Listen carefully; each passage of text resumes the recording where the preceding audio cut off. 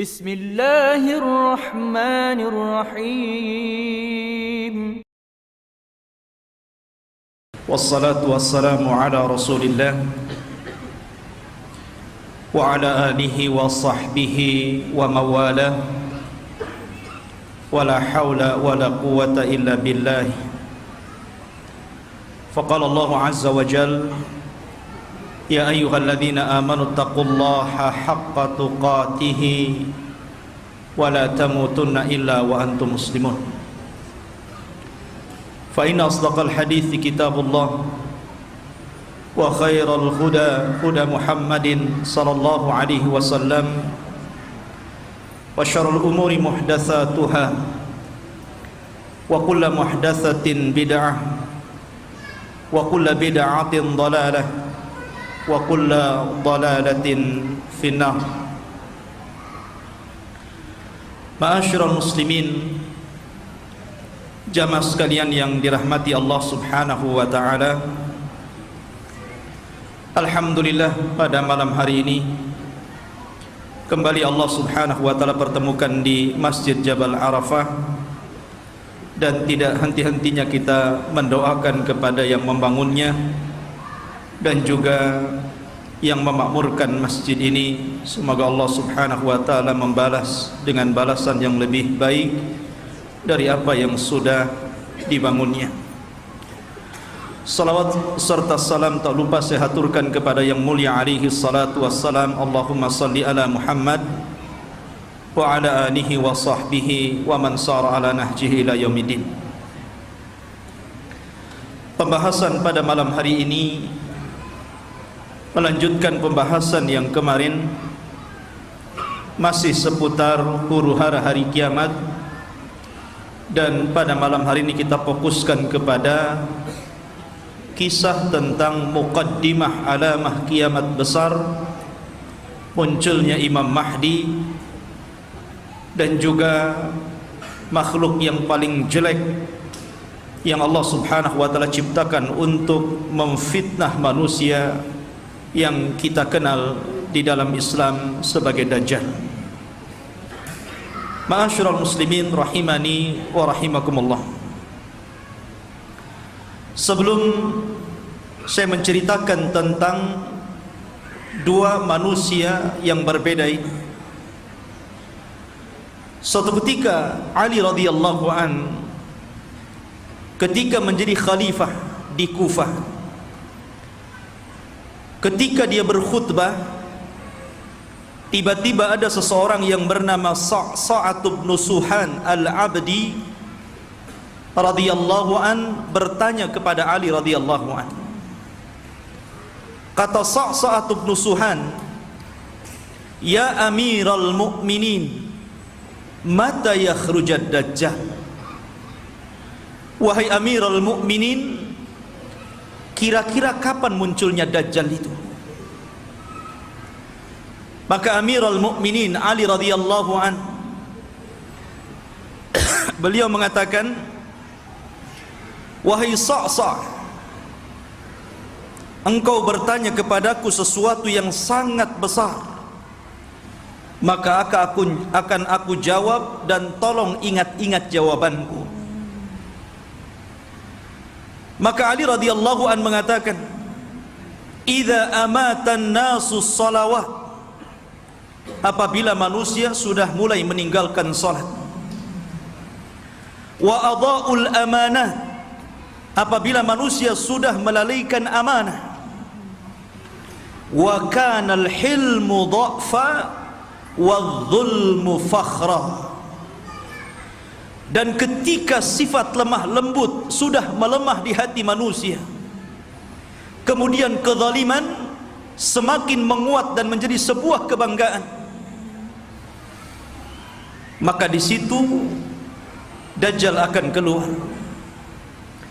Kemudian kata Ali radhiyallahu an, "Wa umara'uhum fajarah wa wuzara'uhum khawanah wa a'wanuhum zalamah wa qurra'uhum fasaqah." Dan ketika para pemimpin yang diangkat adalah pemimpin-pemimpin yang bejat, Kemudian para menterinya adalah para pengkhianat-pengkhianat bangsa, dan para pendukungnya adalah orang-orang zalim, dan para ulamanya menjadi ulama-ulama ulama-ulama yang fasik. Maka ketika itu Dajjal akan keluar. Kemudian Ali radhiyallahu melanjutkan, wa dhahara al-jawru wa fasaz zina wa dhahara ar-riba wa quti'atil arham. Dan ketika kezaliman dan kelaliman menyeruak di tengah-tengah bumi ini, kemudian menyebarnya zina, tampaknya riba, dan orang sudah mulai memutuskan silaturrahim, maka itu juga alamat telah dekatnya munculnya Dajjal. Kemudian kata Ali radhiyallahu an, wattukhidatil qainat wa syuribatil khumur. Dan ketika manusia sudah mulai memanggil-manggil para penyanyi untuk menyanyi, kemudian khamar diminum secara bebas. Artinya di sini ikhwatu fiddin, maka kalau itu terjadi maka telah dekat kemunculannya. Dan hari ini kita lihat anak-anak kita dicuci otaknya oleh televisi-televisi. Kemudian dibayangkan kalau dia ingin seperti selebritis fulan dan fulana, karena merasa bahwa kalau menjadi artis dan selebritis itu hidupnya senang. Kemudian kata Ali radhiyallahu an, wa nuqidatil uhud wa dhuyyatil atamat wa tawanan nas fi salatil jamaah. Kemudian ketika manusia sudah mulai tidak peduli dengan janji, mereka khianati janji-janji. Kemudian sudah lemah, orang lemah untuk melakukan qiyamul lail. Dan hari ini kita lihat ada orang ikhwatu fiddin, dia rela tidur di siang hari hanya untuk nonton bola dunia di malam hari. Bangun dia di malam hari, kopinya sampai 1 ember biar nggak tidur. Dia rela seperti itu ya. Kemudian dan manusia sudah mulai lalai dan malas untuk sholat di masjid, tentu bagi laki-laki. Padahal kata Ali radhiyallahu an, perhatikan, wa zakhraful masajid wa tawwalul manabir wa halul masahif. Padahal masjid pada hari ini kita saksikan hampir semua masjid itu tidak ada yang jelek, semua bagus, besar-besar, indah-indah. Tapi kemana orang-orang yang sholat di dalamnya? Kemudian menara tinggi-tinggi, sampai sekarang mencari masjid, mengenali masjid itu lebih mudah dengan cara apa? Melihat menara. Oh, di sana ada masjid. Dari mana antum tahu? Tuh menaranya. Artinya orang dimudahkan untuk mencari dan melangkahkan ke masjid. Karena apa? Tidak disusahkan orang cari masjid, tapi orang malas ke masjid.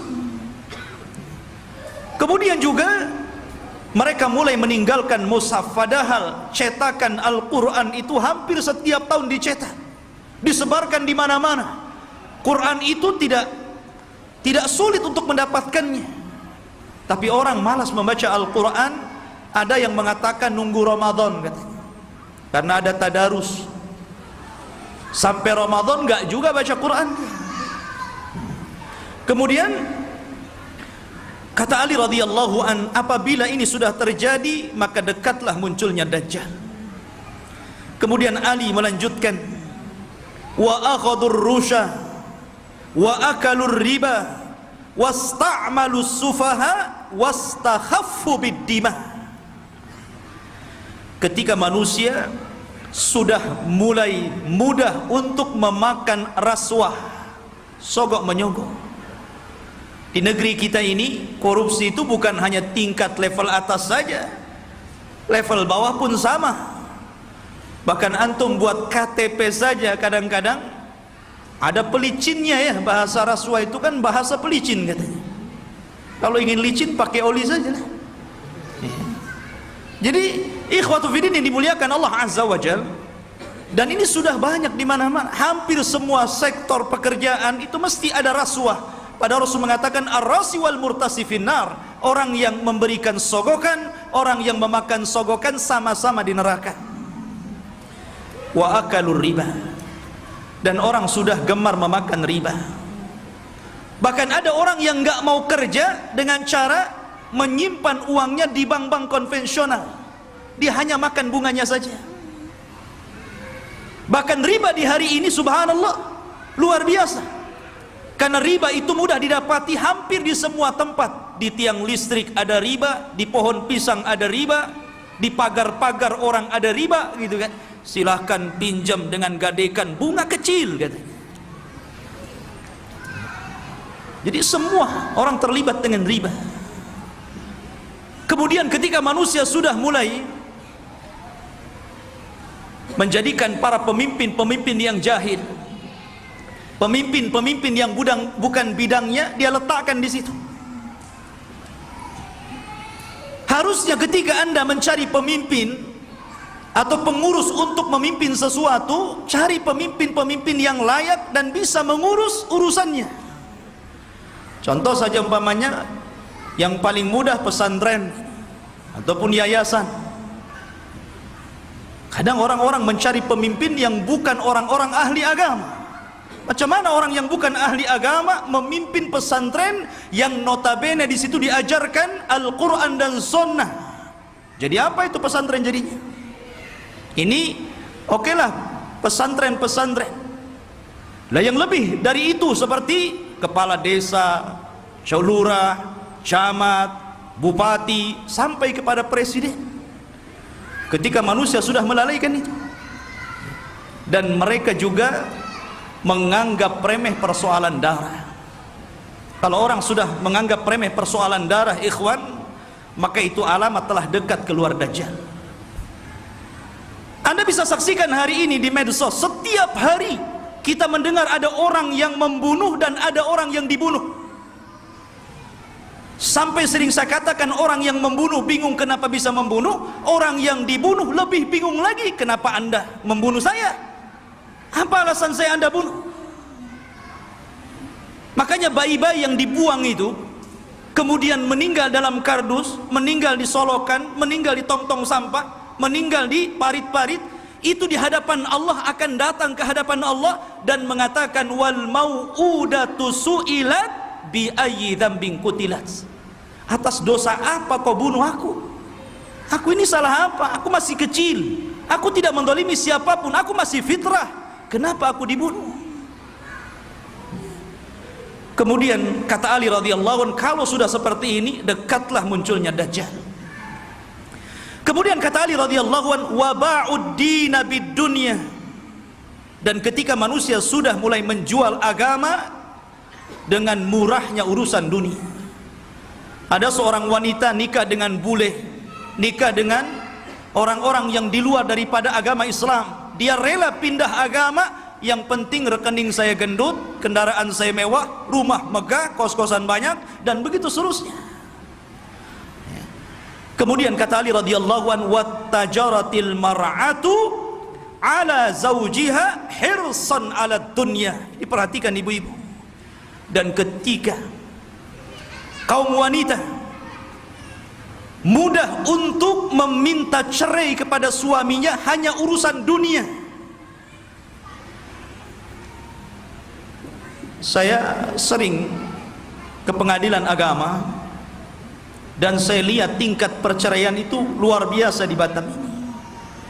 Dan banyak para wanita yang menggugat cerai suaminya hanya gara-gara faktor dunia. Bukan tidak boleh menggugat cerai, kalau ada alasannya silahkan.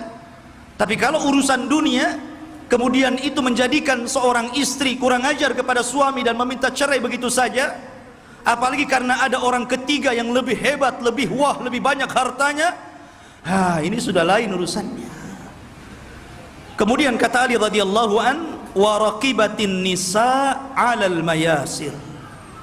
Nabi SAW radhiyallahu an meramalkan seperti ini. Tentu beliau mendapatkan informasi dari Nabi. Dan apabila wanita sudah mulai membawa kendaraan sendiri, di zaman Rasul kendaraan pakai kuda, pakai unta, jarang perempuan naik unta kan, paling dibonceng. Makanya di sini Ali tidak mengatakan dan para wanita menaiki al-ibil, unta, tetapi mengatakan al-mayasir, ditujukan kepada kendaraan-kendaraan modern, mobil, motor. Ya, kalau mungkin jaraknya bukan jarak safar, hanya keliling-keliling di Batam, ke pasar. Ini terkadang jarak safar, jarak tempuh yang disunahkan untuk mengqashar dan menjamak sholat pun kita dapati ada perempuan berani loh bawa mobil sendiri tuh. Sudah tidak ada mahram, nekat lagi. Ya. Maka ini juga alamat dekatnya munculnya Dajjal. Kemudian kata Ali radhiyallahu watashabbahna nisa birrijal watashabbahar rijalu bin nisa. Ketika mulai perempuan meniru gaya laki-laki, dan ketika laki-laki sudah memakai atribut-atribut perempuan, maka ini pun telah dekat munculnya Dajjal. Kita saksikan hari ini. Kalau laki-laki cari levis ke pasar, habis tuh diborong perempuan. Kalau laki-laki cari celana jeans gitu kan, habis, nggak ada, diborong sama mbak-mbak katanya. Akhirnya laki-laki terpaksa beli rok, beli pakaian-pakaian perempuan. Artinya seperti ini kan. Anda bisa bayangkan tuh, pakaian laki-laki tapi pakai jilbab gitu kan, ketat, pakai lepis, pakai kaos, tapi jilbaban pula dia. Ya. Yang laki-lakinya parah lagi, anting-anting itu untuk perempuan dia letakkan tutup botol aqua di sini di kupingnya. Antum tahu? Anak itu lihat ada orang pakai anting-anting laki-laki itu botol aqua di sini. Ya Allah, ini kan atribut perempuan, kenapa pula dipakai laki-laki? Bahkan yang lebih parah, apa yang disebut dengan LGBT itu sudah mulai melembaga loh di negeri kita ini. Mulai melembaga. Bahkan tahun kebelakang itu saya pernah mendengar informasi sampai mereka membuat fikih LGBT. Anda bisa saksikan tuh, fikih LGBT, bagaimana cara wudunya LGBT, bagaimana cara sholatnya LGBT, bagaimana cara puasa LGBT, dan minta pula kemudian diresmikan supaya majelis ulama itu memberikan muqaddimah. Ini kan sudah gila ini. Mereka nggak tahu bagaimana hukuman kaum Lut. Tidak ada hukuman yang lebih parah yang Allah kirimkan kepada mereka. Hati-hati. Di Batam aja banyak itu. Antum kalau keluar ke jalan-jalan, hati-hati kalau ada yang manggil tuh, bang, LGBT. Ma'asyiral muslimin rahimani wa rahimakumullah. Kemudian wa kana as-salamu bainahum 'alal ma'rifah. Ketika antum mengucapkan salam kepada orang yang antum kenal saja, yang antum nggak kenal nggak antum ucapkan salam. Padahal jelas nih yang pepasan dengan kita ini pakai songkok, pakai pakaian koko gitu kan, rapi. Kita yakin dia muslim, ya jalan biasa saja. Paling antum itu mengucapkan salam sama yang antum kenal saja. Kalau nampak ada janggutnya, celananya cingkrang, pakai gamis, assalamualaikum. Nah ini sudah tanda-tanda ini.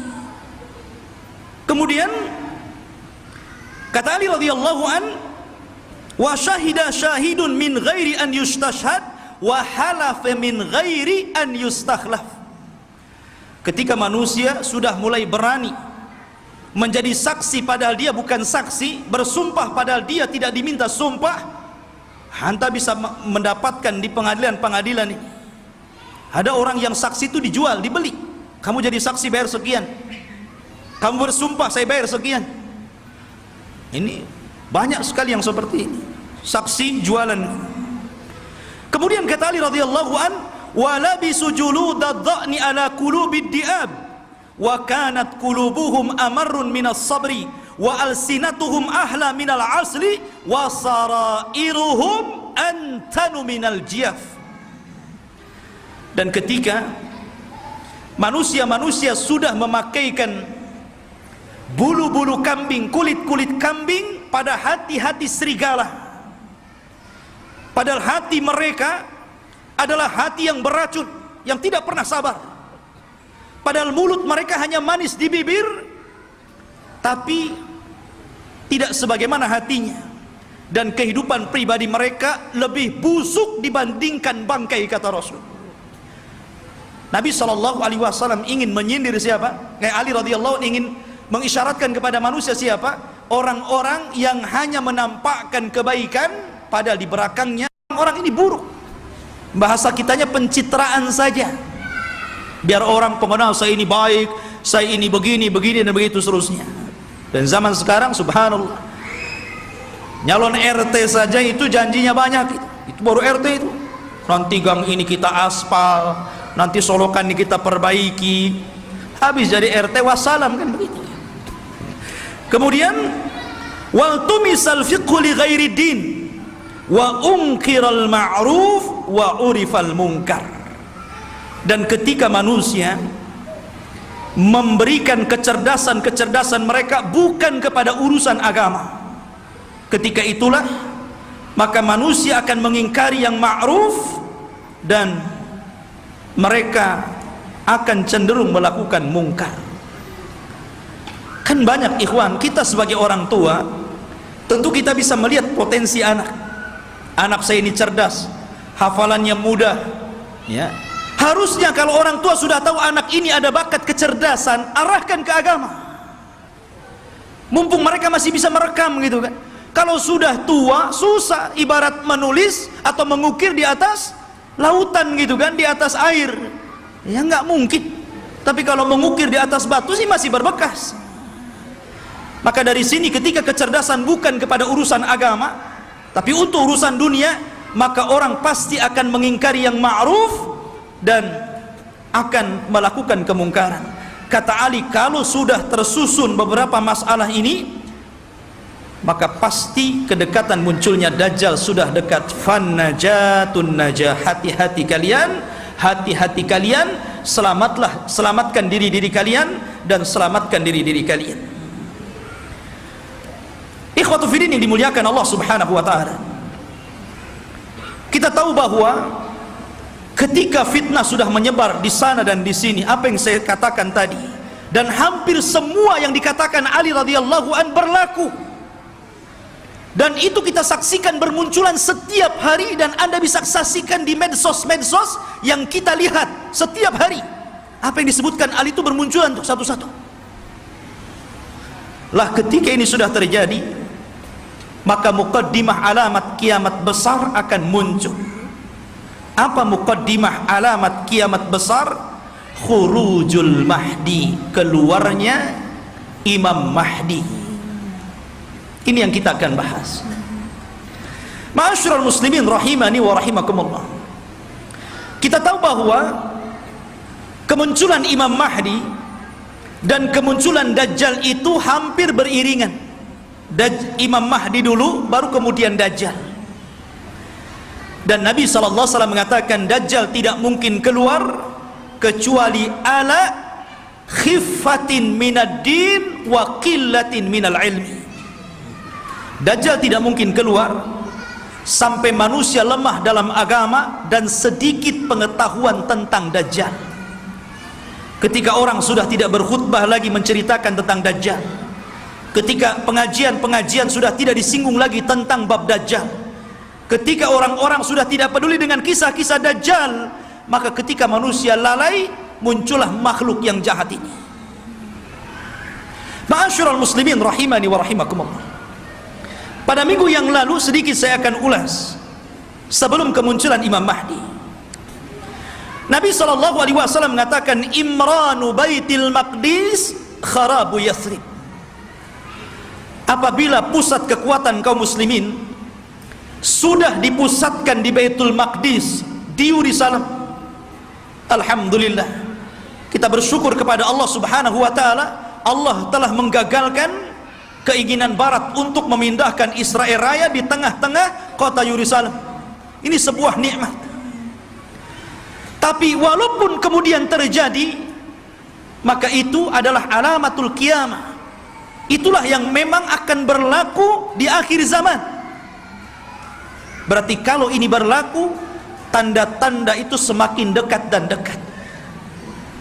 Kata Nabi SAW, apabila seluruh kaum muslimin dari belahan dunia sudah mempusatkan kekuatan mereka di Yerusalem, tepatnya di Baitul Maqdis, kharabu Yasrib, ketika itu kota Yasrib, kota Madinah dan Mekah akan ditinggalkan manusia. Padahal Mekah dan Madinah itu ketika itu dalam posisi sebaik-baiknya ekonomi, tapi akan ditinggalkan dan akan berhijrah ke Baitul Maqdis.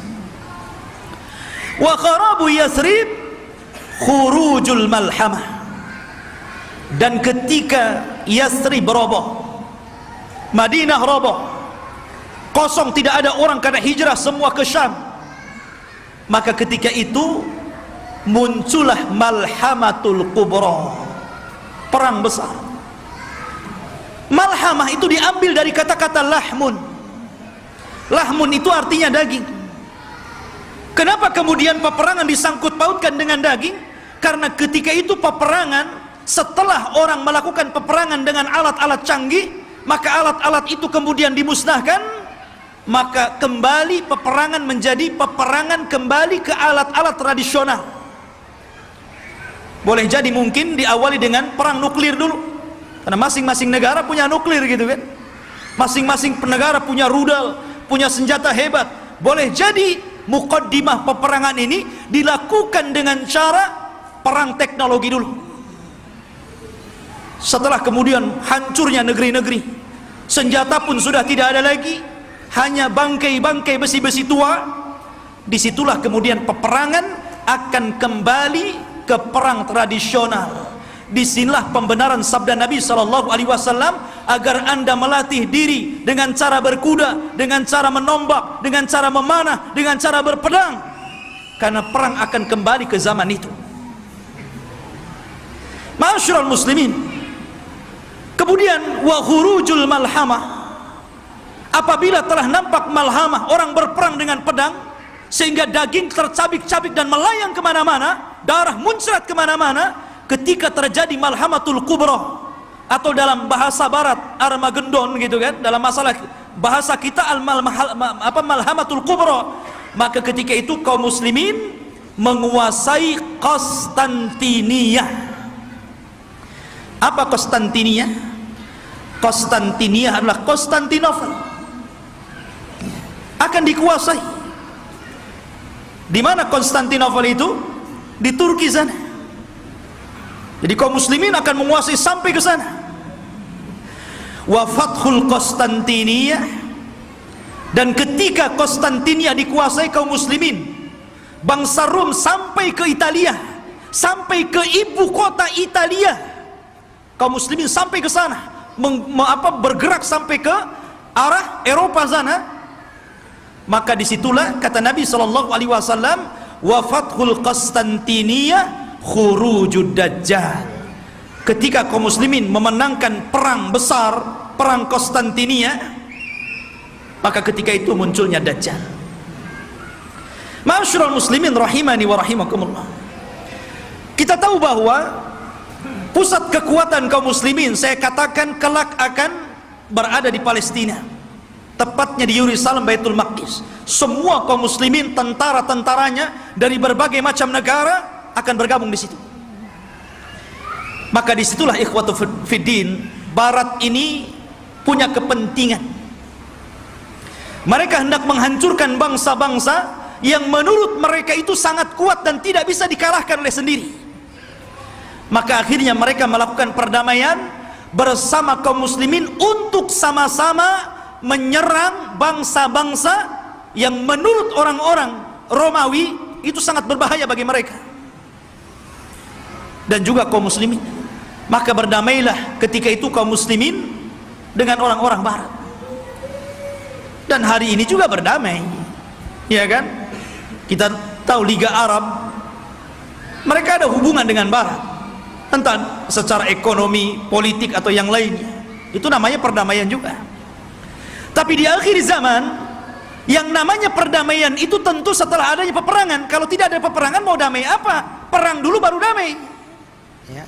Makanya Nabi SAW mengatakan, tastalihuna antum warrum sulhan aminah. Kalian kaum muslimin di akhir zaman akan berdamai dengan orang-orang Nasrani, orang-orang Romawi. Dan ketika itu orang-orang Romawi aktsarun nas, orang yang paling banyak pasukannya. Mereka tuh banyak sekali.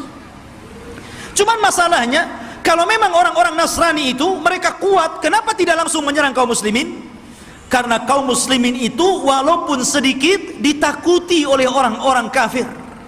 Lihat di zaman Rasul, perang Badar 300 melawan 1300, menang. Lihat perang Mu'tah, antum tahu perang Mu'tah? Perang Mu'tah itu perang di mana kaum muslimin berhasil memerangi orang-orang Romawi. Nabi menulis surat kepada Raja Romawi.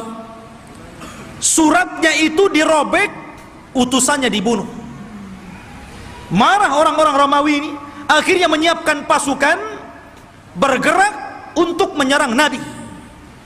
Kata Nabi, kalau mereka menyerang kita di Madinah, maka akan banyak terbunuh, laki-laki, perempuan, anak-anak, kakek-kakek. Ini tidak adil. Kita siapkan pasukan, kemudian kita sambut mereka. Akhirnya Nabi SAW mempersiapkan pasukan. Kata Nabi, wahai Zaid, peganglah bendera. Kalau kau mati, ganti dengan Ja'far. Kalau Ja'far mati, ganti dengan Abdullah ibn Rawahah. Perangkat. Dan di antara pasukan ada Khalid ibn Walid, tapi tidak dijadikan pemimpin karena baru masuk Islam. Berangkat mereka ke Mu'tah. Ya. Ketika melihat jumlah mereka berlipat-lipat banyaknya dengan kaum muslimin, wajar manusia. Zaid mengatakan, apakah kita perlu pulang ke Madinah memberitahu Rasul atau bagaimana? Nggak imbang nih, pasukan Romawi banyak sekali, sementara pasukan kita sangat sedikit sekali. Tetapi karena mereka sudah kadang keluar membawa pasukan besar, sementara pasukan Romawi lebih besar daripada itu, akhirnya Allah takdirkan mereka pun melakukan peperangan. Subhanallah, di awal peperangan Zaid meninggal dunia. Kemudian bendera ditangkap oleh Ja'far. Ja'far meninggal dunia, terputus seluruh anggota badannya, termasuk dua tangannya terputus. Dia pegang bendera, diputus ininya, dipegang kirinya, diputus ininya, dipegang dadanya, dibelah akhirnya. Nabi berada di Madinah, tahu tuh karena wahyu. Kata Nabi, semoga kedua tangan Ja'far digantikan kedua sayap di sorga dan dia bisa terbang sesukanya. Ja'far meninggal dunia, dipegang Abdullah ibn Rawahah. Abdullah ibn Rawahah meninggal dunia, bingung kaum muslimin, ini tidak ada lagi pemimpin pasukan.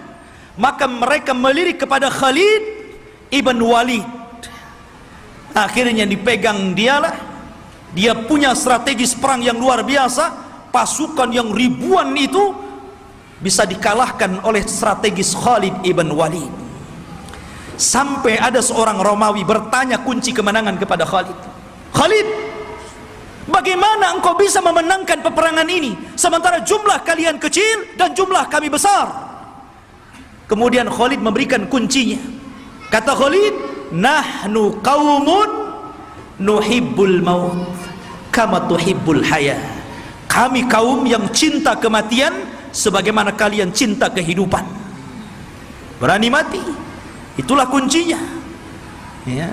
Ma'asyiral muslimin rahimani wa rahimakumullah. Lah, perang ini akan berlaku kelak di akhir zaman. Tetapi orang-orang Islam akan bergabung dan melakukan perdamaian bersama orang-orang Romawi, kemudian akan menyerang sebagian. Ada yang memprediksi maksudnya yang diserang adalah negara-negara yang mereka berada di benua Asia. Ya, mungkin Cina, mungkin Korea, mungkin negara-negara, kita tidak tahu, Allahu a'lam. Karena Rasul tidak menyebutkan negara mana yang diserang. Rasul hanya mengatakan watagzuna aduwan miwaraihim. Kalian akan berperang dengan musuh dari belakang kalian. Tidak disebutkan siapa mereka. Tetapi perang ini adalah gabungan pasukan kaum muslimin dan Romawi menyerbu negara itu dan dimenangkan. Ketika dimenangkan ini akhirnya saling mengklaim. Kata orang Nasrani, ini kemenangan kami. Kata orang Muslim, tidak, ini kemenangan kami. Sehingga muncullah satu orang Romawi, satu orang Salibi mengatakan ghalabas salib, ghalabas salib, ghalabas salib. Sungguh kami salib yang menang, kami salib yang menang, kami salib yang menang. Datanglah seorang muslim mengatakan balillah ghalab, bahkan Allah yang memenangkan perang ini. Akhirnya saling berdebat, terjadilah perkelahian, maka sang salib orang Nasrani dibunuh kaum muslimin. Dari sinilah orang-orang Romawi berkhianat. Berkhianat. Padahal mereka tertulis melakukan perjanjian itu 10 tahun. Ada yang mengatakan di tahun ketiga, ada yang mengatakan di tahun kelima, mereka berkhianat. Atas pengkhianatan inilah, maka kemudian mereka hendak menyerang kaum muslimin, menyiapkan pasukan besar. Dan kaum muslimin butuh pemimpin untuk melawan Romawi. Dari sinilah apa yang kita bahas malam ini, khurujul Mahdi, muncul Imam Mahdi untuk melawan orang-orang Romawi. Ma'asyiral muslimin rahimani wa rahimakumullah. Kalau kita cerita Al-Mahdi Al-Muntadhar, Imam Mahdi yang kita tunggu-tunggu kemunculannya, Nabi SAW menyebutkan sifat-sifatnya. Kenapa Nabi SAW menyebutkan sifat-sifatnya? Agar supaya tidak ada orang yang mengaku sebagai Imam Mahdi, karena disebutkan sifat-sifatnya. Anda tidak bisa tahu-tahu saya Imam Mahdi.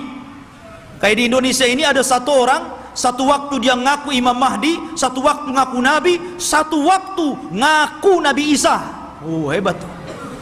Dan itu hanya ada di Indonesia ya. Siapa dia? Lia Aiden. Antum pernah kenal kasusnya Lia Aiden? Sampai di penjara. Rupanya anaknya juga ngaku Nabi. Lihat masyarakat muslimin. Dan itu hanya ada di Indonesia ya. Belum lagi di Jawa Barat ada orang namanya Cecep. Orang Jawa Barat kan Cecep tuh namanya. Aja Cecep ya. Ngaku Nabi juga, Nabi Cecep namanya, Nabi Cecep, subhanallah ya. Kemudian belakangan ada namanya Ahmad Musaddiq, sampai gempar ya.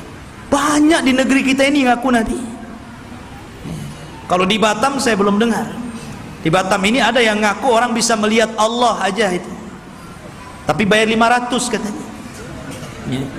Jadi intinya bahwa Imam Mahdi ini dijelaskan sifatnya, dijelaskan tanda-tanda kemunculannya, dan dia disabdakan Nabi SAW, laulam yabqa minad dunya illa yaumun, kalaulah usia dunia ini hanya tinggal 1 hari saja, la tawwalallahu dzalikal yaum, pasti Allah akan lamakan hari itu selama-lamanya, hatta yab'atsa rajulan min ahli baiti, sampai Allah akan utus seorang laki-laki dan dia keturunanku, yuwatiu ismahu bi ismi wa isma abihi bismi abi, di mana nama dia sama dengan namaku Muhammad, bukan Lia ya. Bapaknya Abdullah, bukan Aiden ya. Jadi Muhammad bin Abdillah Al-Hasani, keturunan Hasan, Al-Alawi, keturunan Ali. Artinya dia keturunan cucu Rasul, Hasan bin Ali. Dan ini Imam Mahdi ahli sunnah. Berbeda dengan Imam Mahdi Syiah. Mereka menganggap Imam Mahdi Syiah itu keturunan Husain, namanya Muhammad juga, tetapi Muhammad Hasan Al-Ashkari namanya. Katanya waktu kecil disembunyikan di satu tempat di gua di daratan Irak, namanya Sirdab. Jadi ada satu gua Sirdab, di situ ada lubang kecil, kemudian orang ngeker ke dalam gitu kan, dan mengetuk-ngetuk pintunya, ukhruj ya Mahdi, ukhruj ya Mahdi. Itulah orang Syiah. Setiap hari ada yang menggedor-gedor pintu, keluar wahai Mahdi, keluar wahai Mahdi. Yang enggak keluar enggak ada Mahdinya ya. Ma'asyiral muslimin rahimani wa rahimakumullah. Maka Al-Mahdi itu keturunan Hasan. Maka yang disebutkan oleh banyak para ulama, salah satunya Syekhul Islam Ibn Taimiyah, kemudian juga muridnya Al-Imam Ibnul Qayyim rahimahullahu taala, ketika menjelaskan tentang kenapa Imam Mahdi keturunan Hasan, karena Allah memuliakan Hasan ketika dia menyerahkan kekuasaan kepada Muawiyah untuk menjaga darah kaum muslimin, maka keturunannya Allah muliakan akan menjadi imam yang belum sempat dicicipi oleh nenek moyangnya Hasan bin Ali. Padahal Hasan bin Ali sudah jadi presiden di zaman itu, tapi cuma 6 bulan saja melihat ada gelagat pergerakan kaum muslimin pembela Ali akan perang lagi dengan Muawiyah, dia tidak mau ada pertumpahan darah. Akhirnya dia ngalah, dia yang menyerahkan kekuasaan kepada Muawiyah, engkau saja yang jadi raja, yang jadi rakyatnya. Akhirnya bersatulah kaum muslimin. Karena kerendah dirian Hasan inilah, maka Allah muliakan Hasan. Maka dari keturunan Hasan inilah lahir di akhir zaman Al-Mahdi Muhammad ibn Abdullah Al-Hasani Al-Alawi rahimahullahu ta'ala. Kok rahimahullah ta'ala belum muncul, afwan ya. Hafizahullahu ta'ala. Taib Khotufidin yang dimuliakan Allah subhanahu wa ta'ala, beliau dilaqabi Al-Mahdi. Al-Mahdi artinya orang yang diberikan petunjuk. Dan dia Allah perbaiki dalam satu malam. Dia tidak tahu kalau dia akan jadi pemimpin. Dia seorang thalabul ilmi, ahli ibadah. Dia tidak tahu kalau dia akan diangkat. Tiba-tiba ketika dia dari Madinah ke Mekah untuk haji gitu kan, orang-orang memandang bahwa dia itu ada kelainan. Orang ini luar biasa, punya wibawa, taat beribadah, sehingga orang-orang Allah lembutkan hatinya, diarahkan agar memilih orang ini dan dibaiatnya. Pada awalnya dia menolak. Dia menolak. Siapa saya? Saya bukan siapa-siapa. Kenapa Anda memilih saya untuk menjadi pemimpin kalian? Tapi kemudian dia pun istikharah di malam hari itulah Allah perbaiki dia dalam satu malam. Allah berikan ilmu, kecerdasan, kepemimpinan, subhanallah, sehingga dalam satu malam kun fayakun. Idza arada syai'an an yaqula lahu kun fayakun. Kalau Allah menghendaki sesuatu, tinggal katakan kun fayakun, jadi dia. Kemudian pembaiatan kepada Imam Mahdi inilah tersebar, sampai akhirnya datang tentara dari Syam untuk membunuh Imam Mahdi yang ada di Mekah. Berangkat mereka pasukan itu. Tapi ketika mereka sampai di Baida antara Mekah dan Madinah, Allah kirimkan gempa yang sangat besar sehingga mewafatkan dan menghancurkan mereka. Kata Nabi SAW, sebelum datang tanda-tanda kiamat akan muncul, maka akan terjadi 3 gempa. Gempa dari arah timur, gempa dari arah barat, dan gempa di Jazirah Arab. Inilah gempa di masa Imam Mahdi, menghancurkan semua pasukan yang akan menyakiti Imam Mahdi. Sampai orang yang jalan pun ikut mati, orang yang mau dagang ikut mati. Sehingga Aisyah bertanya kepada Rasul, wahai Rasul, bagaimana orang yang ikut mati yang tidak bersalah dan hendak membunuh Imam Mahdi itu? Kata Nabi SAW, yub'atsu yaumal qiyamah ala niyatihim. Mereka akan dibangkitkan pada hari kiamat sesuai dengan niat mereka. Intinya ikhwatu fiddin, Imam Mahdi ini kemudian dibaiat di depan makam Ibrahim, di depan Ka'bah. Kemudian berangkat dari Mekah ke Madinah dan diikuti oleh pasukan yang sangat besar. Kemudian mereka hijrah ke Syam, bergabung dengan pasukan yang sudah siap tempur melawan orang-orang Romawi. Akhirnya ketika sampai di Syam, mereka membaiat Imam Mahdi, dan disitulah mulai peperangan besar. Perang besar Malhamatul Kubra. Ma'asyiral muslimin rahimani wa rahimakumullah. Dan kita tahu bahwa Imam Mahdi ini berkuasa atau diberikan kekuasaan oleh Allah Subhanahu wa taala tidak lama, antara 7 sampai 8 tahun saja, ada yang mengatakan sampai 9 tahun. Dan dalam kekuasaan kaum muslimin, Imam Mahdi itu betul-betul membawa perdamaian, keadilan, kesuburan. Bahkan saking adilnya Imam Mahdi, Allah turunkan berkahnya dari langit karena dia telah berhukum dengan hukum Allah. Kata Allah, walau anna ahlal qura amanu wattaqau lafatahna alaihim barakatim minas sama wal ard. Kalaulah sebuah penduduk sebuah negeri beriman, bertakwa, maka Allah Subhanahu wa taala akan kirimkan berkah langit dan berkah bumi. Ini terjadi di kekuasaan Imam Mahdi. Kaum muslimin harta dibagi rata sehingga tidak ada miskin, tidak ada kaya, semua sama. Imam Mahdi berhukum dengan hukum Allah, dan dia menggunakan khilafah dengan khilafah minhaj nubuwah. Ma'asyiral muslimin rahimani wa rahimakumullah. Lah ketika Imam Mahdi memimpin pasukan ini, kemudian Imam Mahdi berhasil menyerang orang-orang Romawi sampai ke jantung kotanya. Kemana? Ke Itali. Romawi di mana? Di Itali. Jadi bergerak dengan pasukannya sampai menyerbu orang-orang Romawi itu sampai ke jantung kotanya, ke Itali sana. Ketika menang dalam peperangan, para sahabat sudah merasa kaya dengan harta rampasan perang. Karena kalau perang itu ikhwan, kalau musuh kalah kan semua jadi milik kaum muslimin. Tanah milik kaum muslimin, rumah milik kaum muslimin, kendaraan milik kaum muslimin, kaya. Ya. Makanya tidak ada bisnis yang lebih menguntungkan kecuali perang. Kalau menang dapat segalanya, kalau kalah ya matilah tuh. Artinya di sini ikhwatu fiddin yang dimuliakan Allah Azza wa Jalla, maka ketika sudah sampai dimenangkan itu, mereka berada di Eropa, itu berada di Itali dan dimenangkan kaum muslimin, maka mereka sedang beristirahat di bawah pohon zaitun sambil menggantungkan pedang-pedang mereka, menunjukkan perang hari itu bukan dengan rudal, bukan dengan nuklir, tapi kembali ke pedang, kembali ke panah, kembali ke tombak, kembali ke kuda, kembali ke unta, persis di zaman Rasul. Disitulah syaitan datang, kemudian berteriak bahwa Dajjal telah muncul di Syam dan membawa pasukan dan akan masuk ke rumah-rumah mereka.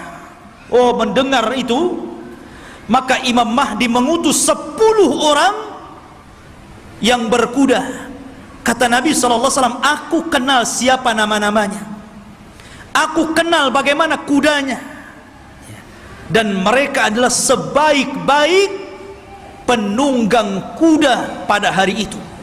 Itu Rasul yang mengatakan. Jadi mereka diutus Rasul untuk membenarkan apakah kedatangan Dajjal itu memang ada ataukah hanya isu.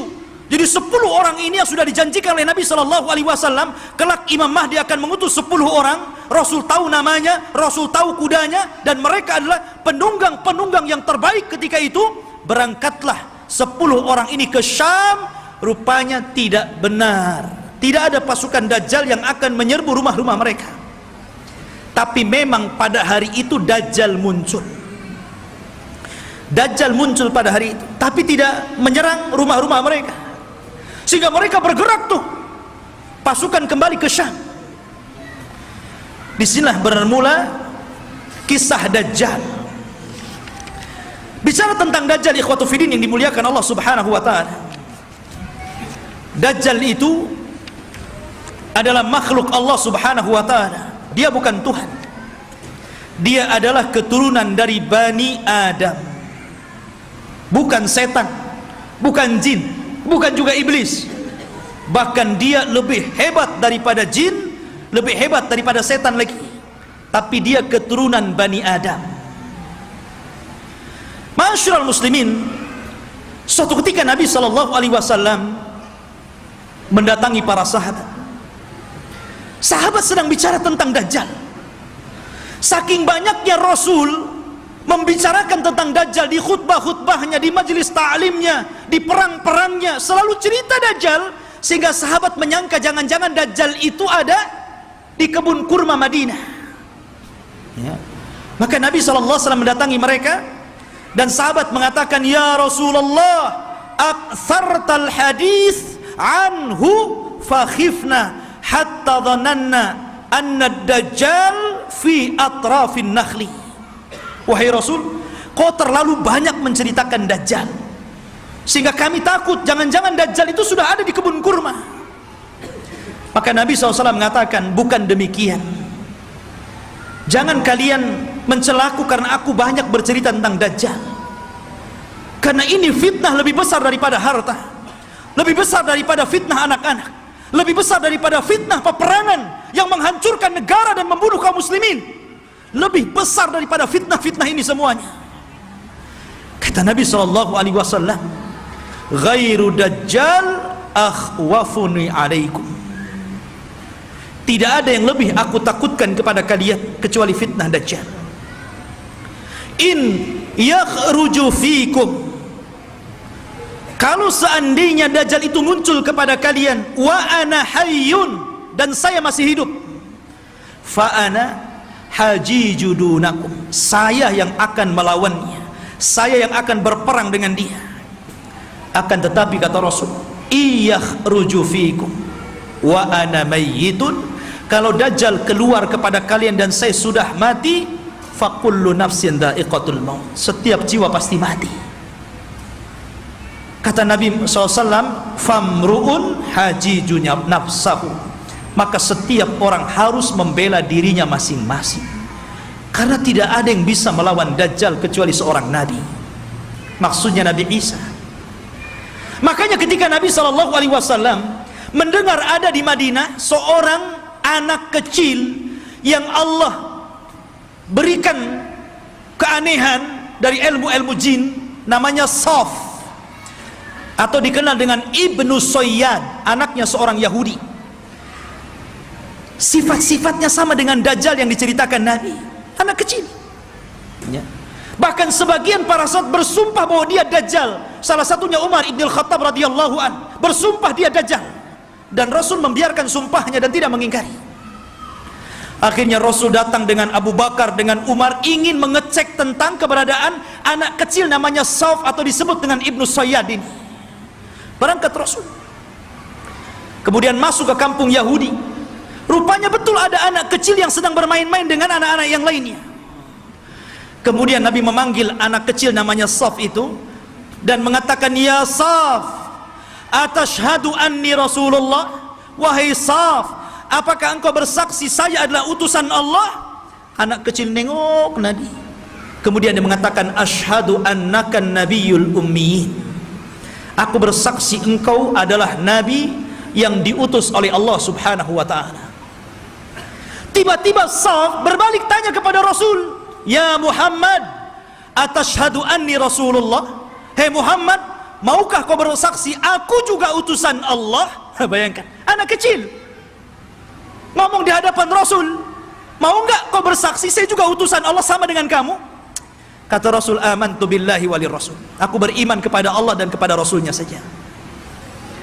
Maka Nabi SAW makin yakin, karena Dajjal itu kemunculannya akan mengaku Nabi dan berakhir mengaku Tuhan ya. Maka kemudian kata Nabi SAW, ya Saf, inni khaba'tu laka khaba'an, wahai Saf, dalam hatiku, dalam dadaku, aku menyembunyikan beberapa kalimat, karena ketika itu Rasul baru diturunkan ayat kepadanya, surah kepadanya, namanya suratul Dukhan, dan itu para sahabat belum tahu, baru turun kepada Rasul suratul Dukhan. Makanya Nabi menyembunyikan ayat itu dalam dadanya. Kata Rasul, wahai Saf, wahai Ibnu Soyyad, aku menyembunyikan beberapa kalimat di dadaku, coba tebak apa? Kata si Saf ini memandang dada Rasul, tiba-tiba dia mengatakan duh, duh. Dia tidak bisa mengatakan dukhon, tapi sudah benar awalnya, karena Rasul menyembunyikan kalimat dukhon, tapi dia tidak sempurna, dia mengatakan duh, duh, duh. Maka Rasul langsung mengatakan ikhsha falan ta'du wa qadrak, jelek engkau, celaka engkau, engkau tidak mungkin bisa meneruskan kalimat-kalimat yang ada di dadaku. Tapi dari Rasul makin bingung, jangan-jangan ini betul-betul Dajjal nih ya, dia tahu isi hati saya gitu, anak kecil si Saf ini ya. Akhirnya Rasul pulang. Kemudian pada waktu yang lain dia ajak lagi Umar dan Abu Bakar, ingin mengecek lagi keberadaan si Saf ini. Setelah ketemu dan hendak kemudian diintai dan kembali ingin diuji, tiba-tiba datang ibunya melihat ada Rasul sallallahu alaihi wasallam dan ibunya kenal. Ya Saf, ataka Muhammadun. Ya Saf, ataka Muhammadun. Hei Saf, Muhammad sudah datang di sampingmu. Maka Saf pun kemudian langsung pergi kemudian di belakang ibunya. Kata Nabi sallallahu alaihi wasallam, "Lau tarakathu latabayyana amruhu." Kalau ibunya ketika itu tidak memanggil-manggil, tentu aku sudah tahu siapa si Saf ini. Apakah Dajjal atau bukan Dajjal. Tetapi ikhwatu fiddin, kenyataannya si Saf ini kemudian tumbuh besar dan dia masuk Islam. Tapi dalam hati para sahabat masih ragu masalahnya. Jadi dia sudah tua, masuk Islam, sahabat masih ragu, masih ketakutan dengan si Saf ini Ibnu Sayyad yang sudah besar dan masuk Islam. Jangan-jangan dia Dajjal pura-pura masuk Islam. Jadi suatu ketika Abu Sa'id Al-Khudri radhiyallahu an, ketika Saf ini hendak berangkat haji dan para sahabat banyak yang sudah berangkat duluan, rupanya Abu Sa'id Al-Khudri ketinggalan dan Saf atau Ibnu Sayyad yang sudah tua, sudah dewasa gitu kan. Ketika itu Abu Sa'id Al-Khudri karena kecapean kemudian berada di bawah pohon untuk istirahat. Tiba-tiba si Saf ini baru datang mau haji juga gitu kan. Dan Abu Sa'id Al-Khudri sangat ketakutan dengan Saf ini karena Rasul pernah mengatakan dan sebagian para sahabat bersumpah dia Dajjal, itu masalahnya.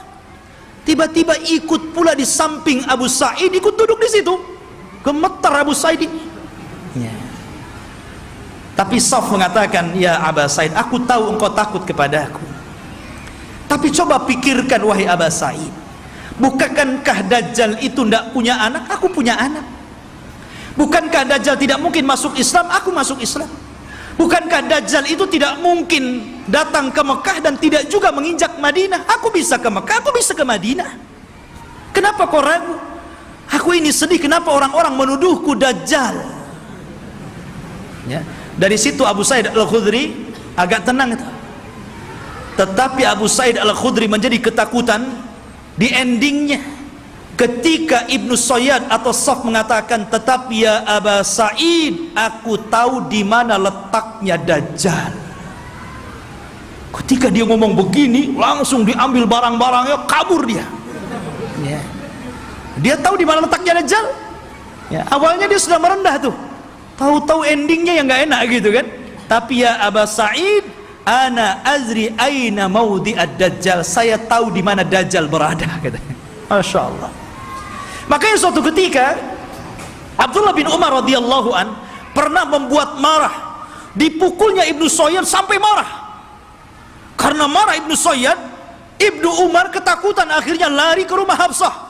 Dia melapor gitu kan, "Ya Hafsah, saya tadi pukul Saf, Ibnu Sayyad dia marah." Kata Saf, saudaranya Hafsah ini, "Wahai Abdullah bin Umar, kau sudah tahu bagaimana sabda Rasul tentang kemunculan Dajjal. Dajjal tidak mungkin keluar kecuali karena kemarahan yang sangat besar. Hati-hati kamu." Ya. Dari situ ikhwatu fillah yang dimuliakan Allah Azza wa Jalla, sehingga para ulama ini mengatakan Saf ini Dajjal atau bukan. Tetapi pendapat yang kuat, boleh juga dia Dajjal, tapi Dajjal min dajajin, Dajjal yang lainnya. Karena Rasul mengatakan di akhir zaman akan muncul dajjaluna kadzabuna salasuna kulluhum yad'una annahum nabi. Akan muncul zamannya di mana dajjal para pendusta 30 orang akan mengaku dia nabi. Maka mungkin boleh jadi salah satunya adalah Ibnu Sayyad. Karena Ibnu Sayyad tidak dikisahkan meninggalnya, tiba-tiba dia hilang begitu saja. Ya. Ma'asyiral muslimin, ataupun mungkin dia jasus, mata-matanya Dajjal, kita tidak tahu. Tapi yang jelas Dajjal itu sudah ada di zaman Nabi SAW. Sampai ada kisah yang luar biasa dari seorang sahabat namanya Tamim ibnu Aus Ad-Dari. Tamim ibnu Aus Ad-Dari ini masuk Islam belakangan, 2 tahun sebelum wafatnya Rasul. Di tahun ke-9 Hijriah dia baru masuk Islam. Dan dia seorang pelaut. Jadi suatu ketika Tamim Ad-Dari ini banyak berjasa juga dalam Islam, walaupun dia tidak lama berjumpa dengan Rasul, tapi dia orang yang menerangi masjidnya Rasul dengan pengalamannya, dan dia pula yang membuat mimbar Rasul. Ini Tamim ibnu Aus Ad-Dari ini. Jadi suatu ketika sebelum dia masuk Islam, dia berlayar ke lautan. Tidak tahu di laut mana, karena kemunculan Dajjal itu tidak jelas. Cuman Rasul mengatakan dari arah timur kota Madinah. Ketika Rasul, apakah di laut Syam? Tidak. Apakah di laut Yaman? Tidak. Lalu di mana? Dari timur Madinah. Dari timur Madinah, yang mungkin mengarah ke Irak, ke Iran, begitu kan? Karena Dajjal juga akan muncul di situ. Jadi Tamim ibnu Aus Ad-Dari ini berlayar. Tiba-tiba diombang-ambingkan dengan 30 awaknya. Kemudian terdampar di satu tempat, semuanya hutan belantara. Ada yang mengatakan di laut Yaman. Jadi ketika dia merasa, ini saya sudah mati atau belum? Rupanya belum mati. Maka dengan pasukannya masuk ke dalam hutan. Di tengah hutan dia mendapatkan satu binatang, subhanallah, nggak tahu belakang, nggak tahu depan, karena buluan semuanya, berbulu dari atas ke bawah. Dan itu makhluk yang pertama kali dijumpai oleh Tamim Ad-Dari. Gimana nggak takut?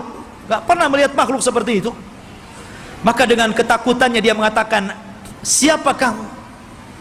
Ya, kata Tamim Ad-Dari, kaget loh, ini binatang tak bisa ngomong.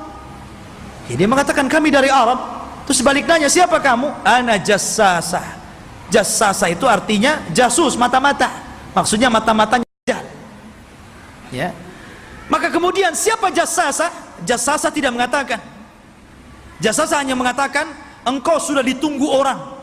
Dia sudah lama bertahun-tahun mencari kabar, ternyata orang yang ditunggu sudah datang. Datanglah kau ke salah satu gubuk atau rumah besar yang ada di tengah hutan. Kau temui dia. Dia sudah lama menunggu kalian. Berangkatlah Tamim dan 30 awaknya ke tempat yang diisyaratkan makhluk tadi. Rupanya ada. Masuk ke dalam rumah, ada orang yang diborgol tangannya, diborgol kakinya, diborgol lehernya. Tiba-tiba mengatakan kepada orang ini, dari mana kalian? Maka Tamim dengan ketakutan mengatakan, nahnu minal Arab, kami dari Arab. Ha, kalian dari Arab? Taib, saya akan bertanya kepada kalian, bagaimana kondisi kebun kurma Baisan? Kebun kurma Baisan, ya, ma'ruf, ya, kurmanya dulu sangat luar biasa. Kata Tamim Ad-Dari, subhanallah, kebun kurma Baisan itu kebun kurma yang kualitasnya tinggi, berbuah terus, tidak pernah nggak berbuah, saking suburnya. Maka Rasul mengatakan, sebentar lagi tidak ada kurmanya. Kata para peneliti, hampir sudah 100 tahun yang silam dari sekarang ini, sudah tidak berbuah lagi kurma-kurma yang ada di Baisan itu. Kemudian kata orang ini mengatakan, bagaimana kabar tentang telaga yang ada di Tobariyah, telaga Tobariyah. Dan telaga Tobariyah itu telaga yang dijadikan orang-orang Israel untuk diambil air minum bersih mereka. Apakah nyusut atau tidak? Kata dia, oh masih banyak airnya. Dan katanya hari ini, saya baca di Google itu, ya bisa percaya bisa tidak Google, kalau ingin yakin antum ke sana saja, ke Israel, ya. Katanya sudah surut hampir 30-40% airnya. Artinya apa yang dikatakan orang ini menjadi sebuah kenyataan. Kemudian kata orang ini mengatakan, bagaimana kabarnya Ainuz Zughar? Ainuz Zughar, mata air Zughar itu mata air bersih yang biasa diambil minum dan untuk perairan ladang, dan itu berdekatan dengan Bahrul Mayyit, ya, dengan laut mati. Laut mati yang dulu kaum Lut diadab, kemudian ditimpakan dan sekarang jadi laut mati. Lah, Ainuz Zughar itu ada di sekitar itu. Kata orang ini, apakah masih berair? Ya, masih berair. Para petani masih ngambil airnya. Orang-orang masih minum di situ. Kata orang ini, sebentar lagi akan kering. Kemudian orang ini bertanya, apakah sudah tampak Nabi utusan Allah, Nabi Arab? Kata Tamim Ad-Dari, dia sudah sampai di Madinah, berhijrah dari Mekah. Apakah orang-orang membenarkan dan mendustakan? Iya, ada yang membenarkan, ada yang mendustakan. Kata Dajjal, sebaik-baik manusia adalah orang yang mengikuti dia. Dajjal saja nyuruh kita ikut Nabi, ya. Dia mengatakan apa? Sebaik-baik orang adalah ikut dia, ya. Dajjal itu, ya. Sekarang yang bukan Dajjal tidak mau ikut Nabi. Nggak mau juga nyuruh orang ikut sunnah Nabi. Ada orang ikut sunnah Nabi dikatakan Wahabi, ya kan? Ma'asyiral muslimin rahimani wa rahimakumullah. Maka kemudian Tamim Ad-Dari ketakutan, nggak mau lagi berdialog banyak-banyak, gitu kan? Dia langsung pergi pulang, cari jalan keluar. Allah takdirkan sampailah dia ke Madinah tepat pada tahun 9 Hijriah. Kemudian masuk Islam. Disitulah dia bercerita tentang pertemuan dia dengan makhluk yang aneh itu. Kata Nabi, tahukah kamu, manusia yang kau temui itu adalah Dajjal. Artinya sudah pernah ditemui salah seorang sahabat. Dan inilah satu-satunya kisah dari sahabat yang diriwayatkan Rasul, kemudian diriwayatkan kepada para sahabatnya.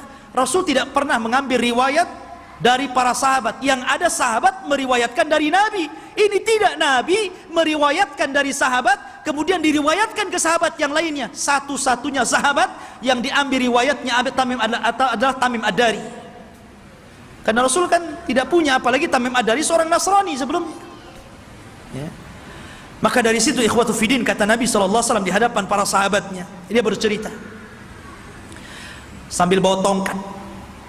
Maka Nabi SAW mengatakan, kelak Dajjal itu akan sampai ke sini. Maksudnya Madinah dan Mekah, tapi dia tidak akan bisa masuk. Dajjal itu hanya bisa yatarakab, hanya bisa mengintip di balik bukit Uhud. Karena seluruh kota Madinah dan Mekah akan dipagari malaikat, di tangannya pedang-pedang yang siap untuk membunuh Dajjal. Dajjal ketakutan. Dia hanya bisa melihat dari atas bukit Uhud.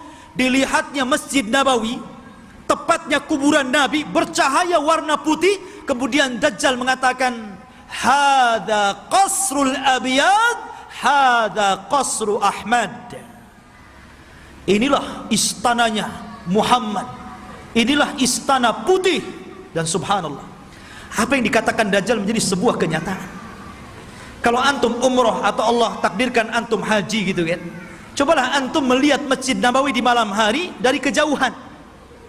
Naiklah ke bukit Uhud, gitu kan, antum lihat Masjid Nabawi, tepatnya kuburan Rasul, maka akan dilihat ada cahaya putih. Dari tempat itu ada cahaya putih yang ke atas, membenarkan apa yang dikatakan Dajjal. Dan Dajjal tidak akan sanggup masuk ke kota ini, maksudnya kota Madinah, sambil memukul-mukul, hadhihi tayyibah, hadhihi tayyibah, hadhihi tayyibah, kata Rasul. Inilah negeri yang disucikan, inilah negeri yang disucikan, inilah negeri yang disucikan. Dajjal tidak mungkin masuk ke negeri ini, Mekah dan Madinah. Makanya di zaman itu salah satu tempat yang aman dari Dajjal, berangkatlah antum ke Mekah dan Madinah. Cuman sayang nggak ada pesawat. Antum kira-kira naik apa tuh dari Batam ke sana? Ya, nggak ada lagi pesawat terbang. Ya, mungkin belum sampai udah mati antum di jalan. Ya. Jadi ikhwatu fillah yang dimuliakan Allah Azza wa Jalla, kata Nabi SAW ketika bicara Dajjal, beliau mengatakan, sesungguhnya ayyuhan nas, innaha lam takun fitnatun ala wajhil ardi mundu dhara Allahu dzurriyyata Adam a'zam min fitnatid Dajjal, wa inna Allah lam yab'ats nabiyyan illa hadzara ummatahu Dajjal wa ana akhirul anbiya wa antum akhirul umam. Wahai manusia, tidak ada satupun fitnah yang lebih dahsyat ketika Allah menciptakan anak Adam dibandingkan fitnah Dajjal. Karena andailah seluruh dukun-dukun yang ada di dunia dikumpulkan, kemudian melakukan kontes sihir, maka sihir mereka jauh di bawah sihir Dajjal. Nggak ada dukun, walaupun satu dunia melawan Dajjal, nggak akan bisa dilawan. Sihirnya luar biasa. Ya, itu dukun tuh memang luar biasa sihirnya. Diberikan oleh Allah Azza wa Jalla kekuatan sehingga orang mudah untuk percaya bahwa dia Tuhan kita, itu masalahnya. Kalau tukang sihir itu kan ma'ruf di zaman Nabi Musa. Justru ketika Nabi Musa menampakkan mukjizatnya, semua tukang sihir beriman kepada Musa, walaupun belakangan dibunuh semua oleh Fir'aun. Tapi mereka orang yang dimasukkan ke dalam sorga padahal tidak pernah sujud kepada Allah sedikit pun, karena beriman kepada Musa. Ya. Lah kata Nabi SAW, sejak zaman Adam dilahirkan dan anak cucunya sampai hari ini, tidak ada fitnah yang lebih besar daripada fitnah Dajjal. Dan tidak ada satupun Nabi yang Allah utus kecuali memperingatkan umatnya tentang kemunculan Dajjal. Nabi Syuaib memperingatkan umatnya tentang kemunculan Dajjal. Nabi Saleh, Nabi Yakub, nabi-nabi yang lainnya, Nabi Ibrahim, Nabi Sulaiman, Nabi Daud, dan seluruh para nabi, mereka mengingatkan tentang kemunculan Dajjal. Kalau seluruh para nabi dan rasul mengingatkan akan kemunculan Dajjal, termasuk juga Nabi kita Muhammad SAW, maka cukuplah ini bukti bahwa fitnah Dajjal itu sangat dahsyat, karena seluruh para nabi memperingatkannya. Ini antum harus paham. Ya. Ma'asyiral muslimin, sedikit kita mengenal ciri-ciri Dajjal. Dajjal itu keriting rambutnya. Bukan berarti yang keriting dia Dajjal. Jadi dia memiliki rambut keriting yang dipintal. Makanya Dajjal itu kusut sekali mukanya. Ya kan? Jadi antum tahu orang-orang yang keriting, habis dikeriting dipintal lagi. Ya. Tetapi dia tidak hitam kulitnya. Biasanya kan yang kriwel, yang dipintal-pintal itu kan kebanggaan orang-orang yang berkulit hitam kan? Dajjal tidak, kulitnya putih. Ada yang mengatakan kemerah-merahan. Jadi memang dia putih, tapi kusut. Ya. Kemudian dia buta sebelah mata kanannya, dan ada daging tumbuh di matanya, menonjol seperti anggur keluar. Jadi ada daging tumbuh. Kemudian di dahinya tertulis kafir. Bisa dibaca oleh seorang mukmin, baik yang pandai baca ataupun yang buta huruf, semua bisa baca. Ya. Artinya bahwa semua orang bisa baca, dia kafir, tapi semua orang ikut Dajjal, itu masalahnya. Kan fitnahnya luar biasa, sudah tahu di jidatnya ada kafir, masih ikut juga dia kan begitu. Itulah fitnahnya. Karena dia bisa dibaca oleh siapapun, yang pandai baca sama yang buta huruf bisa baca. Kemudian juga lehernya lebar, pendek besar, dan kakinya bengkok. Kakinya itu kayak busur panah, jalannya jelek sekali. Dan dia matanya sebelah awar. Dari sini menunjukkan kalau orang itu waras, beriman, imannya kuat, otaknya dipakai, tentu orang itu tidak mungkin mengakui orang seperti ini Tuhan, karena banyak cacatnya. Ya kan jelek itu orangnya, kok jadi Tuhan pula? Ya, dan mengaku ana rabbukum, saya Rabb kalian. Tapi masalahnya walaupun penampilannya seperti itu, tapi dia diberikan kekuatan oleh Allah yang Allah tidak berikan kepada yang lainnya.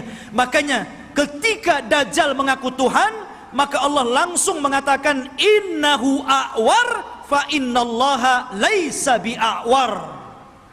Dajjal itu a'war, buta sebelah kanannya, dan Allah tidak buta dan tidak buta sebelah. Ya. Ma'asyiral muslimin rahimani wa rahimakumullah. Lah Dajjal ini ikhwatu fillah yang dimuliakan Allah Azza wa Jalla, dijelaskan juga di antara fitnah-fitnahnya secara umum, karena waktu juga yang terus berjalan. Di antara fitnah-fitnah Dajjal yang paling besar adalah mengaku nabi. Kemudian setelah itu mengaku Tuhan. Ini fitnah yang paling besar. Fir'aun ngaku Tuhan, gak punya kesaktian, makanya tidak banyak orang yang ikut Fir'aun itu karena takut saja nggak mengakui Fir'aun itu Tuhan kan gitu. Begitu juga Namrud atau raja-raja zalim yang lainnya. Tapi Dajjal ini bukan karena takut, karena takjub dengan kehebatannya. Makanya orang banyak yang ikut Dajjal. Anda bisa bayangkan, Dajjal ini datang ke negeri yang rusak, anggaplah kayak Suriah gitu kan, udah roboh, sudah nggak bisa lagi dibangun, nggak mungkin lagi mau berapa ratus tahun lagi membangun kota ini. Dajjal itu datang ke kota yang roboh itu. Kemudian Dajjal mengatakan, keluarlah wahai bumi pembendaharaan kalian. tiba-tiba kota itu kembali cantik, ya kan? Kembali subur, kembali mewah, kembali megah, kambing-kambingnya penuh dengan susu, unta-untanya gemuk-gemuk. Subhanallah, Anda bisa bayangkan itu, ya? Siapa yang lebih hebat sihirnya dari tukang-tukang sihir dibandingkan Dajjal? Dan sebaliknya, kalau ada kota bagus, subur, banyak ternaknya, kemudian Dajjal lewat, kemudian tidak beriman kepada Dajjal, langsung ambruk, langsung gersang, langsung pada mati, gitu kan? Subhanallah, ya. Seperti ini fitnahnya. Bahkan suatu ketika Dajjal ini mendatangi sebuah perkampungan, kemudian mengatakan, bagaimana kalau kuhidupkan keluarga kalian, apakah ibu kalian, apakah anak yang kalian cintai, atau siapalah terserah di antara keluarga kalian, siapa yang mau kuhidupkan, kuhidupkan, tapi syaratnya setelah itu beriman bahwa aku Tuhan kalian. Wah, orang kampung keluar semua tuh. Maka yang ingin ibunya dihidupkan, kata Dajjal, ditunjuk kuburan ibunya itu. Maka setan datang, fatamatsala lahu ummu, kemudian berubah menjadi seolah-olah ibunya, seolah-olah anaknya, seolah-olah suaminya, seolah-olah bapaknya, seolah-olah kerabat-kerabatnya. Akhirnya mereka pun berkumpul, kemudian memeluk suaminya, istrinya, ibunya, macam-macam, dan mengatakan kepada keluarganya, ikutilah orang itu karena dia adalah Tuhan. Nah, lihat, seperti itu. Nggak ada tukang sihir yang bisa kayak gini, kecuali Dajjal, ya. Sampai suatu ketika dia hendak mendatangi Mekah dan Madinah, Dajjal memukulkan kakinya beberapa kali, pukulan terjadi gempa. Akhirnya seluruh orang kafir dan munafik yang ada dalam Madinah keluar semuanya. Ketika itu ada anak muda yang kuat imannya menantang Dajjal. Dia cari Dajjal di kerumunan pasukannya yang diikuti 70 orang-orang Asfahan, Yahudi Asfahan. Dan mereka menggunakan selendang-selendang yang hari ini orang-orang Yahudi memakainya, toyalis. Selendang yang dipakai di bahu-bahu mereka itu, toyalis namanya, ya. Lah kemudian anak muda ini ditangkap oleh tentara Dajjal. Kemudian ditanya, mau kemana mau kamu? Saya mau ketemu rajamu Dajjal. Di mana dia? Akhirnya dihadapkan. Kemudian Dajjal memerintahkan pasukannya untuk memukuli. Habis dipukuli dihadapkan kepada Dajjal. Kemudian Dajjal memerintahkan algojonya untuk menggergaji. Digergaji jadi dua tuh, dari atas kepala, pertengahannya sampai ke muka, sampai ke belah jadi dua. Habis belah jadi dua, Dajjal berjalan di tengah-tengahnya. Kemudian mengatakan kepada pengikutnya, kalau aku hidupkan dia, makin yakin engkau dengan aku bahwa aku Tuhan kalian. Semua mengatakan, ya, engkau Tuhan kami. Maka Dajjal mengatakan, kum. Akhirnya jadi satu lagi itu tubuhnya, ya, kayak punya ilmu rawa rontek, ya, jadi satu itu, ya. Kemudian setelah itu Dajjal sudah menghidupkan lagi, semua orang berteriak, antal ilah, engkau adalah Tuhan. Maka Dajjal mengatakan kepada anak muda ini, maukah engkau bersaksi bahwa saya adalah Tuhan kalian? Maka anak muda ini ternyata tidak mengatakan, saya semakin yakin anta dajjalul kadzdzab, saya semakin yakin engkau itu Dajjal, pendusta yang disabdakan Rasul sallallahu alaihi wasallam. Oh, marah Dajjal. Akhirnya Dajjal mengambil pisau dan hendak membunuhnya, tapi tidak bisa karena takut kelemahannya diketahui orang-orang. Akhirnya dia pegang tubuhnya dan dilemparkan ke dalam api. Tapi anak muda ini sempat berteriak, engkau tidak akan bisa membunuh kecuali diriku, yang lain tidak bisa, ya. Ma'asyiral muslimin rahimani wa rahimakumullah. Dari sini menunjukkan bahwa luar biasa Dajjal ini. Lah Dajjal ini akan memimpin pasukan besar. Makanya orang-orang Yahudi mereka bermimpi kalau terbentuk Haikal Sulaiman dan robohnya Masjidil Aqsa, kemudian berkumpulnya pasukan, mereka mengatakan, kami sedang menunggu Mesius kami. Mesius itu bahasa mereka, bahasa kita Dajjal. Bahasa kita Dajjal. Makanya kalau kita melihat simbol Zionis itu kan gambar mata gitu. Walaupun Zionis itu sudah tidak asli lagi Yahudi, karena Zionis itu tidak berpegang dengan Taurat, tapi berpegang dengan Talmud. Talmud itu Taurat yang sudah dirobah-robah, yang kemudian menjadi protokoler Yahudi, harus begini, harus begini, harus begini. Itu Talmud, bukan Taurat. Mereka mengklaim saja Taurat, lahirlah agama Zionis ini. Ya. Intinya bahwa kenapa orang-orang Yahudi bermimpi untuk merebut Yerusalem?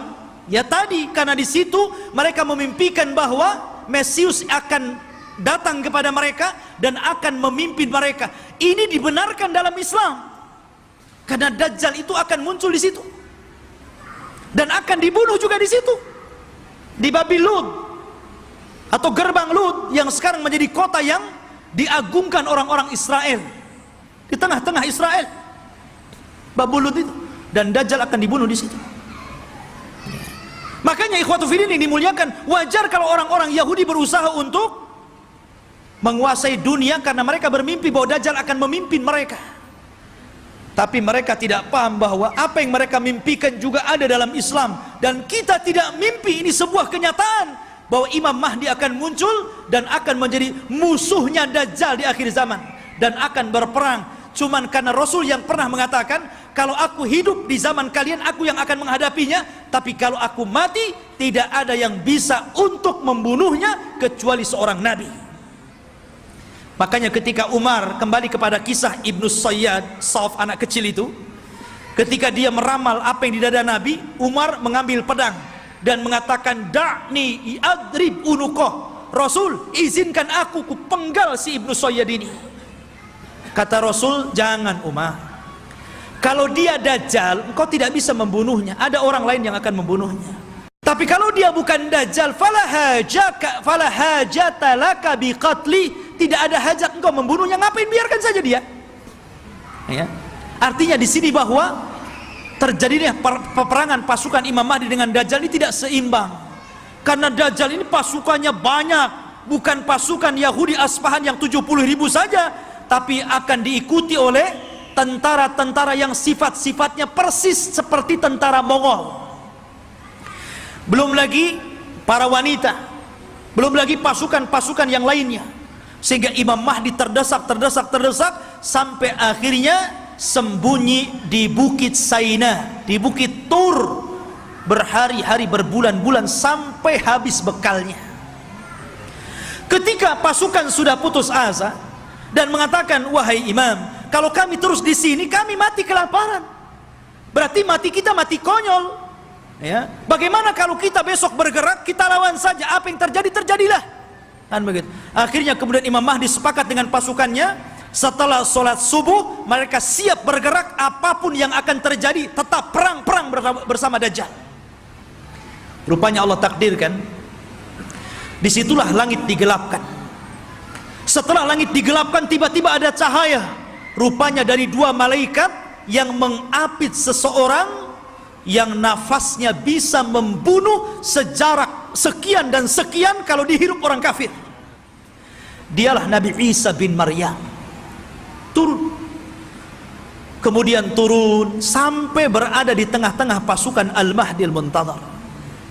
Ketika itu sudah azan dan siap sholat, maka melihat bahwa yang turun adalah Isa Al-Masih, maka Imam Mahdi menyuruh agar dia menjadi imam sholat, tapi menolak. Setiap kaum ada amirnya, maka engkau amir kaum itu, maka kaulah yang sholat. Maka Imam Mahdi menyolati, kemudian Nabi Isa sholat di belakangnya. Ini menunjukkan kalau andai kata Isa dan Musa hidup di zaman sekarang, Anda mengikuti Nabi Musa dan Isa, Anda akan sesat. Isa saja sholat di belakang Imam Mahdi, ya, karena tidak berhak menyebarkan agamanya. Maka setelah sholat itulah, subhanallah, Isa mengusap wajah-wajah pasukan Imam Mahdi dan menyebutkan tingkat derajat mereka di sorga. Wallahi, tidak ada manusia yang lebih bahagia dibandingkan orang yang diusap wajahnya oleh Isa, karena disebutkan derajatnya di sorga. Subhanallah, ikhwan. Ya. Dan itulah pasukan yang tersisa, karena pasukan ini kan ada yang gugur, ada yang melarikan diri. Yang sepertiga pasukan melarikan diri, kata Rasul, yang melarikan diri Allah tidak akan memberikan taubatnya kepada mereka.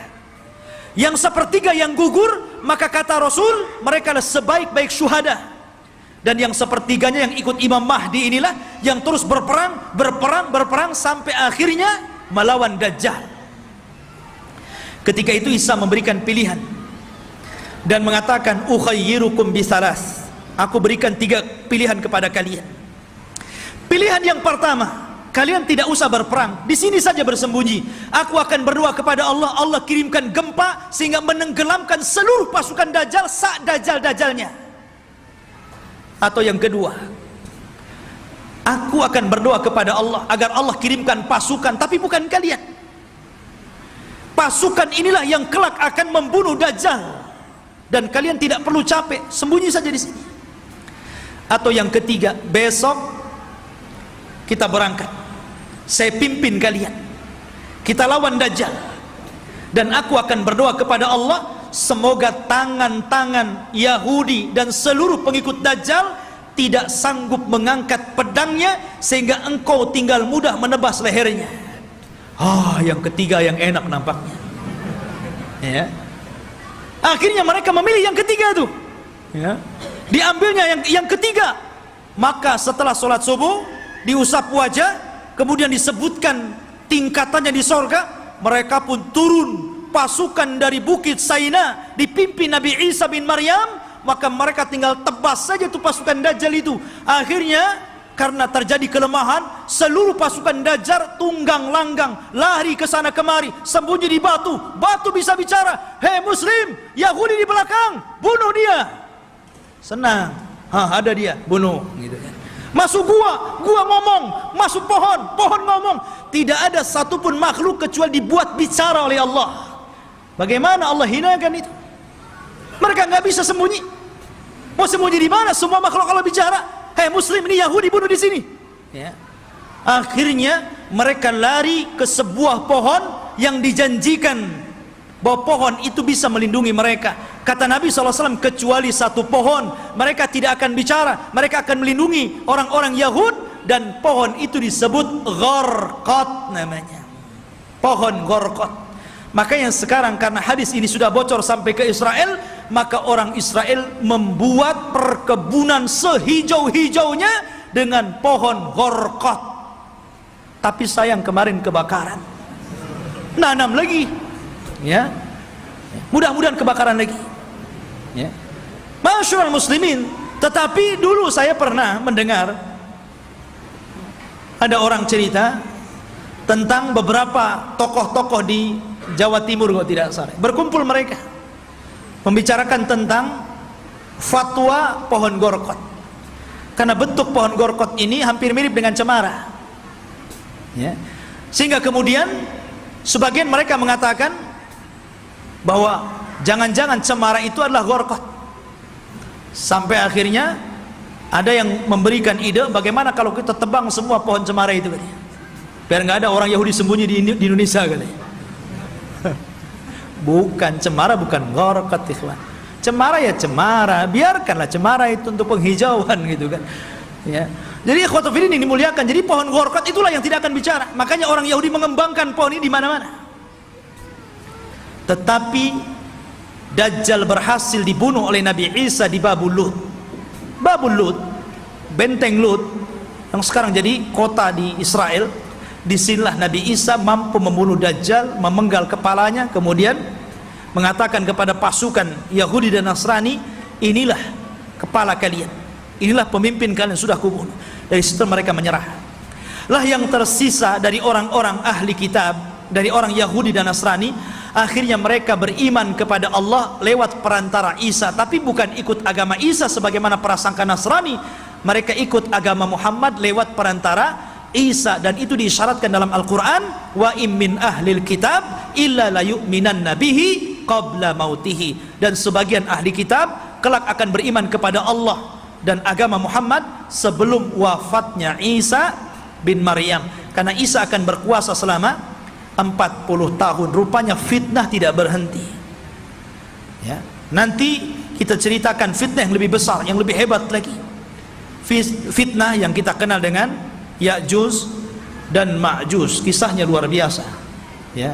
Kisah Ya'juj dan Ma'juj itu luar biasa sekali untuk kita ceritakan, dan insya Allah kita lanjut pada minggu depan. Wallahu alam, kita cukupkan sampai di sini, mudah-mudahan ada manfaatnya. Subhanakallah bihamdika, asyhadu an la ilaha illa anta astaghfiruka wa atubu ilaik. Allahu ta'ala alam. Assalamualaikum warahmatullahi wabarakatuh.